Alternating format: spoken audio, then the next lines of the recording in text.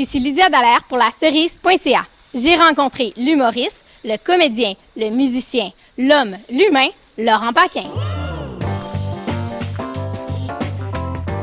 Ben moi, j'ai toujours voulu faire de l'humour. Quand j'étais au secondaire, je faisais déjà des sketchs avec des chums. On était un petit groupe d'humour. Puis quand je suis arrivé au cégep, j'ai continué. J'avais fait cégep en spectacle. J'ai animé les cégeps en spectacle des années suivantes. Puis je pense que j'ai toujours voulu faire de l'humour, mais dans ma tête, c'était pas... ça me prenait un vrai métier. Puis le métier que je me voyais faire, si je faisais pas de l'humour, c'était animateur. Je me voyais animer à la télévision au départ. Finalement, je suis allé en radio, mais je me voyais être un animateur. Finalement, je suis sorti d'ATM comme journaliste. Puis c'est pendant que j'étais à la radio, une radio ici au Saguenay, que j'ai auditionné pour l'école de l'humour, puis j'ai été pris, fait que j'ai comme sacré ça là pour me lancer, réaliser mon rêve. Parce que dans le fond, c'est ça que je voulais faire, mais je voulais une vraie job. Avant d'être à l'école, moi, je croyais que j'étais pas assez bon. Je me disais, Puis j'avais l'impression, un préjugé négatif aussi. Je me disais, c'est une clique, tu sais, que je connais personne. J'ai pas de mononcle, moi, dans le métier, puis j'ai pas de plug, fait que ça marchera pas, parce que... Puis finalement, je suis rentré là-dedans, puis j'ai réalisé que des plugs, t'en as pas, mais si t'es bon, il y a personne qui va t'empêcher. Tu t'es créé aussi, là. Ben, tu te crées tes plugs, mais tu sais, si t'es pas bon, même si t'as des plugs, il y a personne qui rit, ça donne rien, tu t'arriveras pas dans la vie. Moi, le gros fun dans la vie, là, c'est quand j'ai un samedi soir où j'ai pas de spectacle et que je peux inviter ma sœur à manger chez nous, puis mes frères. c'est bien, mes bonheurs sont très, très simples dans la vie de tous les jours.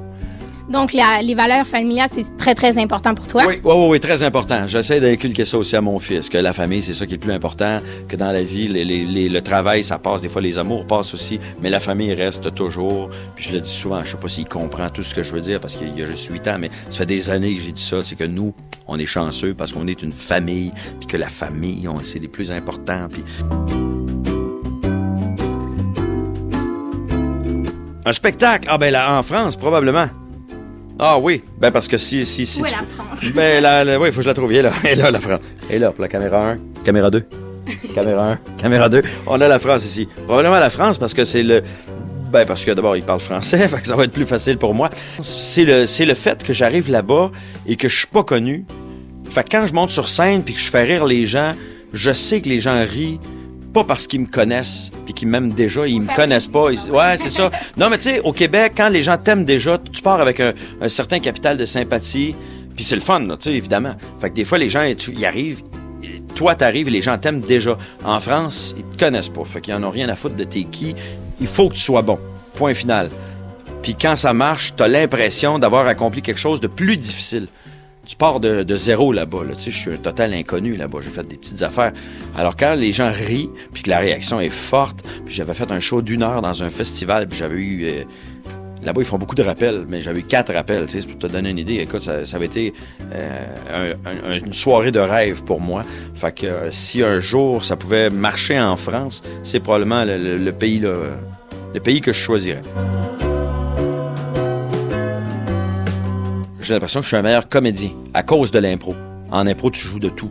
Tu vas jouer un vieux, tu vas jouer une vieille, tu vas jouer un enfant, tu vas jouer un anglophone, tu vas jouer un arbre, des fois tu vas jouer un orignal. J'ai déjà joué un orignal dans une impro. Fait que tu sais, ça te donne une idée. Tu joues de tout. Tu joues des dramatiques, tu joues des impros à la manière de Michel Tremblay, à la manière de David Lynch, à la manière de Victor Hugo, je sais pas trop. Fait que tu sais, ça t'oblige à faire 1000 choses, puis ça te rend plus polyvalent, je pense.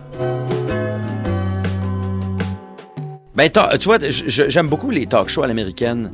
Tu sais, il y a un humoriste américain, Jimmy Fallon, qui est selon moi un des meilleurs pour animer des talk shows. Il chante, il danse, il est drôle, il est vraiment malade.